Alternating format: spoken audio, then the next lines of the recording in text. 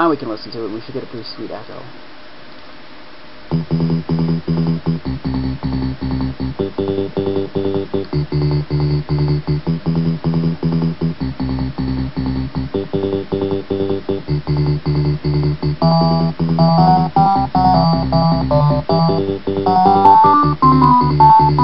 Yeah, there you go. See, it's goofy little tricks like that make this awesome, because there's minimal effort there and you get a sweet echo without having to try.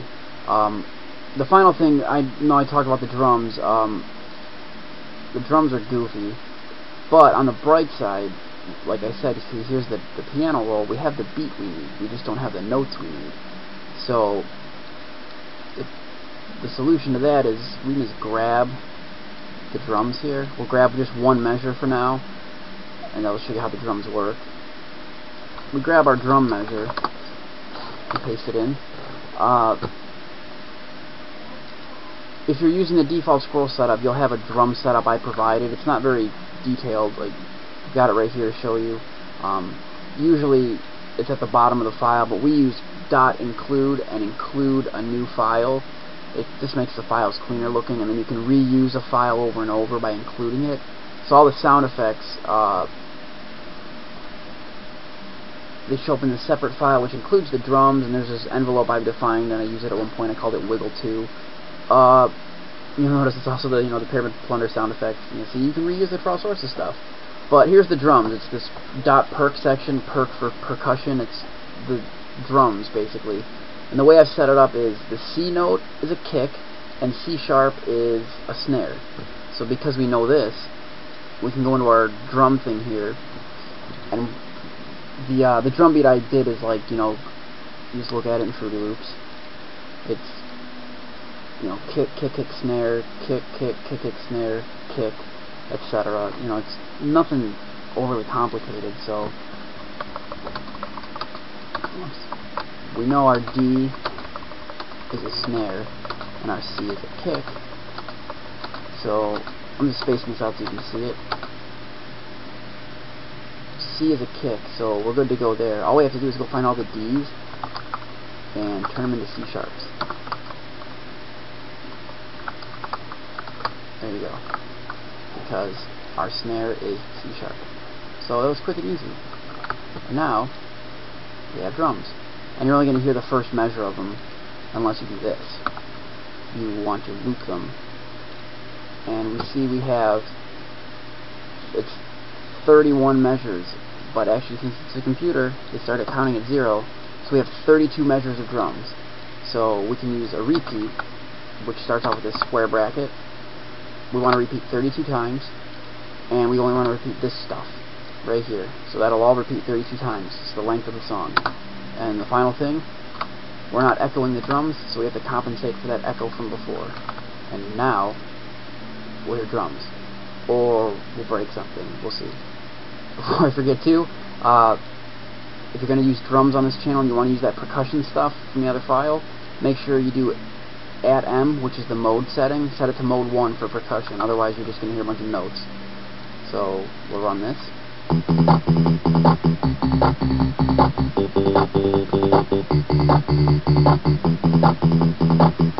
There you go, now you got drums. And the one final trick I'll show you real quick, since we're probably already taking too long and you're bored and making fun of me and leaving rude comments on the comment wall. You're probably not, never mind. The final thing here is, another trick I picked up is you can use the exact same stuff again. Like for example, we'll grab the non-echo, we'll put it in the second lead, and then we'll grab the echo from before, and we'll duplicate it here. The only difference being, this has different waveforms. Like now they're using waveform 12 instead of like this lead used waveform 9, and envelope 4 we're using different ones. Aside from the different waveform, I just dropped the octave by 1. So other than that, the notes are identical. They're just a different wave and a lower octave. It ends up making the lead sound a lot fatter, which is really handy. So now we listen to it, and all we've done is duplicate something 4 times, and it's playing on 4 different channels with octaves and an echo, and it's going to sound like this. Turn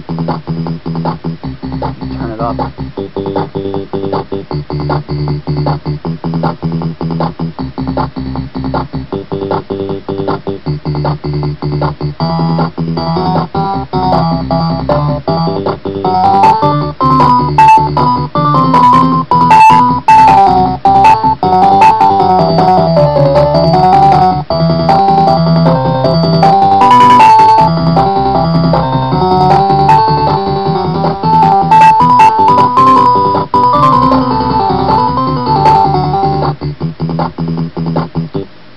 There you go. Really fat, echoey lead, and totally simple to do. We just made this whole thing in, well, I don't know, like a half hour. I'm not sure how long this video's been running for.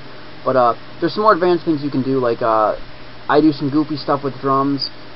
I think I might have posted some of it on the forums. If you ever have a question or want to show something or anything like that, always post. The Aetherbyte forum has an MML section. You can blab about this all you want, and me and the other 2 people that actually post might respond, or I know I will. But you can also post it on PC Engine FX, but because it doesn't have an MML section, it might be kind of lost in the shuffle. But you know, there's just some other goofy things you can do with the drums, like switching between the drum mode and the note mode. So like I do that where the kick drum's actually a note, but it's a really low note that sweeps down and has like that boof noise. So I use that, then I switch back to the drum mode and use the snare, so you get the real deep kick and flip to the percussion snare, and you go back and forth. It's not too hairy to do, but you can do stuff like that, and the end result is you have these real tiny little files, you know, especially if you use the repeats like I showed you here, and you can take redundant pieces of the music. You can actually put them into what I call macros. They're like pieces of the music you're going to use again and again. You can put them in a macro by defining them in channel 0, and you can use them over and over and over just by calling them, by putting them in parentheses. So you can make the files really tiny. That's how Insanity fit in like 2 banks or less of music, like the whole soundtrack. Barely took up any space. So if you're going to use this stuff for games, make sure you make them as compact as possible to save space. If you're going to use these for little one-off chiptunes to pass around, it probably doesn't matter. You can make a 2-bank long song and probably be like a 40-minute chiptune, but go for it. And whatever you do, just make sure you share it with people.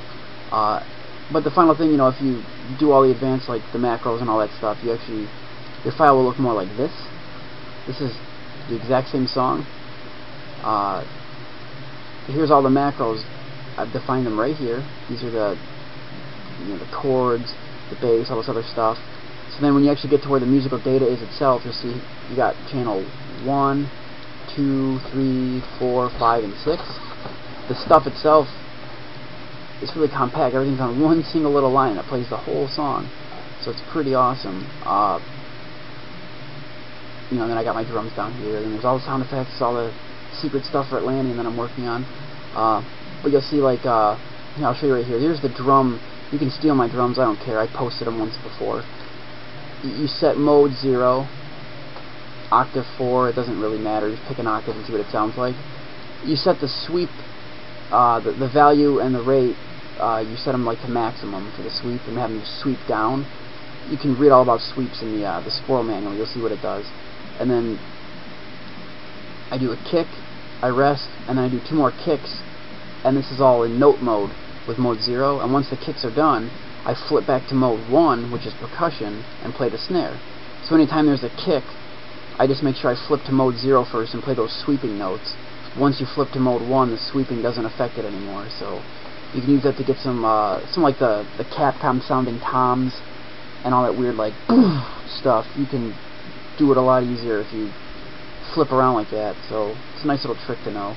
But I'll let you hear real quick. I've actually sped this song up, like, I think 10 beats, so it's like 170 instead of 160, I think.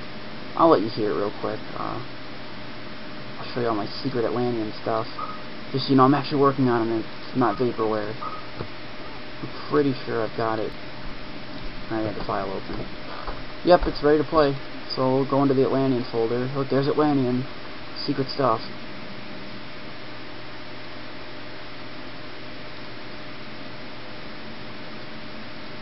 Anyway,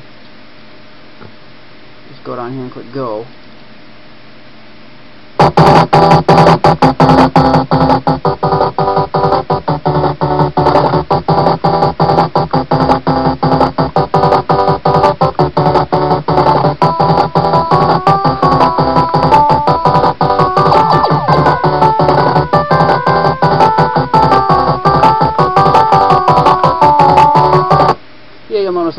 couple little goof-ups there. That's because I broke something.